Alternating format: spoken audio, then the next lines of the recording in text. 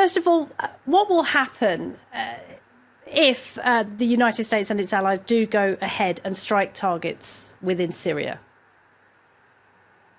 Well, this is a huge problem. It's almost impossible to predict whether the Russians will carry through on their own threats to retaliate. The great problem here is that both Russia and America have painted themselves into a corner. We're now in a game of chicken where both have threatened to take action or retaliatory action. Now, the Russian options for retaliatory action are multiple. They have said, one of their senior generals has said, that they will go for the missiles themselves. They'll try to take down the incoming missiles, and they will try to target the sources of fire, which could mean a Russian attack on an American destroyer, for example. Or, perhaps more likely, they may try to single out British or American forces in the theater. And let's not forget that both countries do have special forces on the ground in northern Syria, so both are very vulnerable.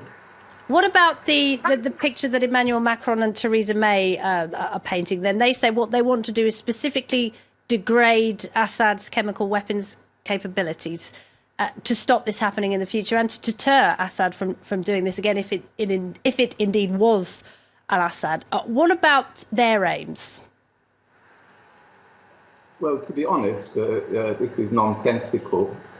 Any military expert will tell you that to degrade a military capability, you would have to invade that country and tear it apart. Just by blowing up a few runways is not going to make a hacus of difference. And I'm sorry, but this is just bluster on the part of the British and French government. So what response should there be to the use of chemical weapons in Syria? It's very clear that, as General Mattis was saying, that the evidence is not all in. Even the Pentagon wants to continue to carry out a deeper assessment of the evidence. This means that there isn't enough evidence yet. And we have the international inspectors that were mentioned earlier poised to go into Duma to visit the site, which could be as early as tomorrow, were it safe to go there.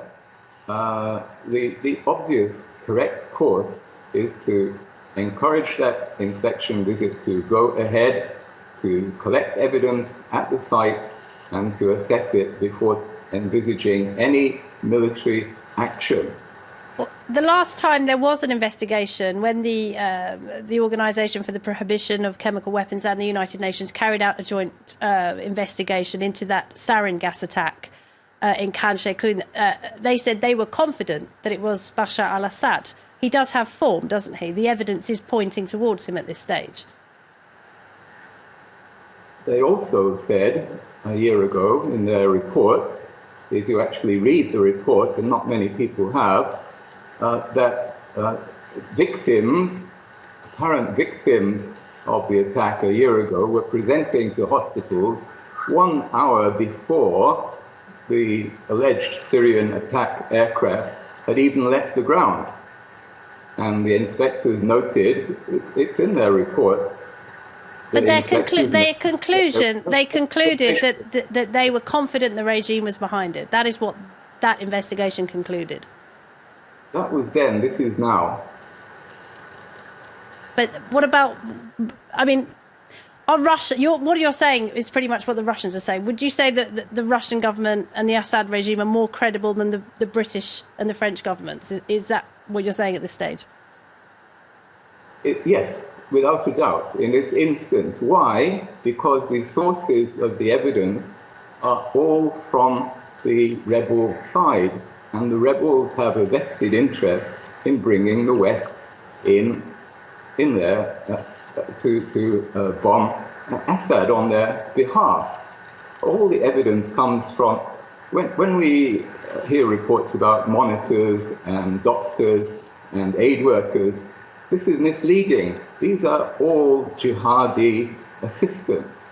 These are people. Sorry, who if I help may, in- sorry to interrupt you, but the World Health Organization has said that it has trained 800 Exactly. Syrian health workers. Those people are health workers. They're not jihadists, are they? Would you allow me to answer that? Of Very course. important. The World Health Organization refers to evidence from its contacts, who are all on the rebel side, who are all, without exception, on the rebel side. And therefore, the risk is that we are going to war on the basis of testimony by Islamist extremists.